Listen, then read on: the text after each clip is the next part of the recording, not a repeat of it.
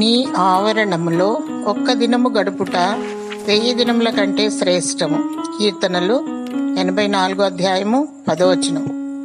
దేవుని ఆవరణములో గడిపేవారు, ఆయన కట్టడలను విధులను పాటించువారు 1000 తరముల వరకు వర్ధిల్లుతారు. మట్టి శరీరాన్ని విడిచి మహిమ శరీరాన్ని దాచి పునరుద్ధానము పొందుకుంటారు. దావీదు, చిరకాలము యెహోవా మందిరంలో నేను నివాసము చేస్తానని కోరుకున్నాడు. నీవు దేవుని ఆవరణంలో ఆయన సన్నిధిలో గడుపుటకు ఇష్టపడినచో నీవు చిరకాలము పరలోకపు ఆలయములో వసించు భాగ్యము నీకు అనుగ్రహిస్తాడు. అందరికన్నా దేవుని ఎక్కువగా ప్రేమించాలి. ఆయన సన్నిధిని కోరుకోవాలి. పాపము, శాపము మరియు చీకటి లయమైపోతుంది. పరిశుద్ధత కలిగి నీ ఆత్మ బలపడుతుంది.